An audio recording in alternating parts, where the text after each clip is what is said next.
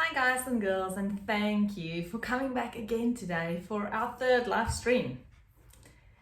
Now, it has been an incredible pleasure to share with you a bit more about who I am, and I do appreciate all the questions and the comments that I've received after that video. And then of course, hearing about what your ideal or most incredible holiday spot is. And today I am going to share with you who has been my greatest mentor so far in my life. Now, I don't have one single kind of famous business personality or Oprah Winfrey or somebody like that to single out that has been a mentor for me in my life. Instead, my mentor has been somebody that's been really local to me. And that person has been with me all my life so far. So it's no surprise then to share with you that my dad has been my greatest mentor in my life.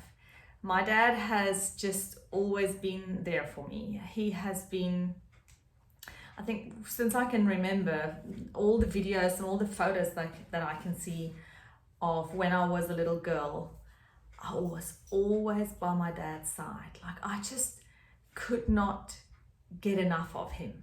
I've just always wanted to be with him and listen to him, what he had to say. And he taught me such incredible things about life and about growing up and about, just the general skills in life and general things that that's not so easy to learn about or to hear about often.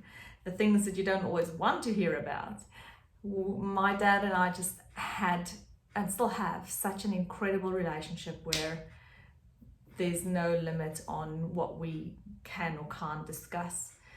He has been my mentor. He has been the person that I rely on most, that I can just always reach out to anytime, day or night, it does not matter. And I'm just so privileged to have my dad near me in Australia where I now live. He's literally just down the road from where we live. So we as a family get together once a week, and then we have dinner on a Wednesday night actually. And it's just so incredible to be able to see my parents, even though we all now live on the other side of the world, having moved here from Australia. They in fact moved here first. My mom and my dad moved to Australia first. And when I think they were here for about 2 or so years, when I was able to move over as an international student. So no, I did not come on their visa, I came on my own visa. But I then basically moved back into their house at the age of 26 after having lived on my own for 8 years. It was an interesting experience to move back with my parents at that age, but I just cannot count my blessings enough in the fact that I still have my parents firstly, and they're, I want to say alive and well. That sounds a bit tacky, but it really is what that's really what I mean, that they're still here and I can still see them, and that our children can grow up to get such an involvement of their grandparents in their lives. So my dad has always believed in me. He has given me such great confidence in life about the fact that I can just pursue my dreams, basically. He made me believe that I could achieve things, that the limit is how much I want it to be, I guess. If I just want to put my heart and my soul into something, then I should be able to do that. And he's also been a great he's played a great role, I guess, in forming my independence. At a young age, he has always instilled in me that it's important that I should, as a woman, should be able to stand on my own 2 feet and not be dependent on a man, because sadly we see that way too often, where marriages do not work out and then the woman doesn't have anything to fall back onto. So that was one of the reasons that I certainly set out to study properly and well, and made sure that I could fend for myself if I had to. And one of the other things that my dad also really instilled in me is a love for travel. Now, as I said, they moved to Australia before I came, but as a young child, I do remember us going on holidays very often, not that often because my dad worked a lot, but once a year we took a family holiday, and we'd go to really interesting places. We'd explore. We went to Rio de Janeiro, South America, we went to Asia, to Thailand, to Europe. We've just seen so many things. I have been to so many different kinds of islands, the Maldives, Seychelles. Absolutely blessed to have had that experience with my parents, and they also brought me to Australia the first time and introduced me to this amazing country where I now live and obviously call home. Another thing that I do remember as a child being with my dad is that he always took extreme care in explaining things to me. He worked hard. My dad worked extremely late hours and long hours because he wanted to provide for his family in the best way that he could. But when he was home, I had really quality time with my dad. He would explain to me anything in life that I could ask about. He would take the time and the effort, and trying to meticulously, with pen and paper, explain until I guess understood, or until I said I understood. I didn't necessarily always understand, as you don't always do when you're a little child, but because he has such a great way in, I guess, breaking down concepts, and then very lovingly portray and convey his usage to anybody else who'd love to listen. He's always keen to help and explain. He used to teach at university. He actually used to be a professor in organic chemistry, and so he has a PhD, and then so he did that first.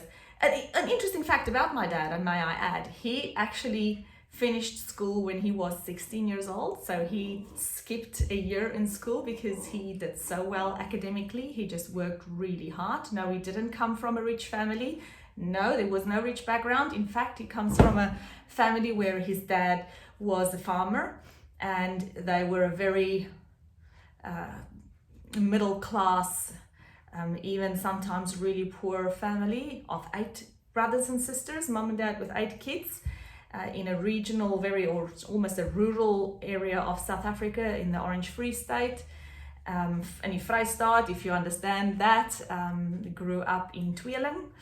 And he just realized very early on that if he wanted to get anywhere in life, he'd have to work really hard, and he worked academically really hard. So he excelled, and as I said, he managed to finish school when he was 16 years old. Then he went to study at university, studied Bachelor of Science, did his honors degree, did his master's degree, and then did his PhD. And he was the youngest, and I think pretty much until this day, I stand to be corrected, but until really recently anyway, he has been the youngest person to get his PhD from the University of Pretoria. And he was also the Dux student at the University of Pretoria.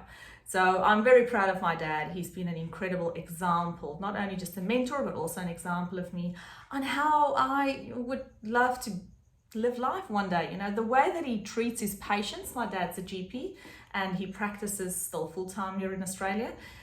The way he treats his patients, the way he treats other people is with so much love and compassion that I could not do anything other than want to one day be able to think, if I can just be half the person that he was, I want to say the man that he was, since I'm not a man, it sounds a bit strange, but if I can be half the person that he is, then I would just be so thankful in life, because he's an amazing person. So I love my dad to bits, and he has been an incredible input in how my life has changed or formed and transformed, and just so thankful that he brought me to Australia the first time that I could see what it is like, and subsequently they came first, and that allowed me to come as an international student and then stay in Australia. So it allowed me to have freedom and fairness and opportunity in this amazing country. Okay, I think that's enough now of me and my dad. So I would like to know in the questions below, or in the comment section below. If you're still here watching, wonderful. Let me know who has been the biggest mentor in your life. Who has played such a big role for you? Person that's really formed you in terms of your principles and your values and the way you look at life and the way you grab life by the horns. Thanks for watching. I do appreciate you coming and listening to get to know Chamonix a bit more. And I will be back the same time and the same place tomorrow. See you then, guys. Bye.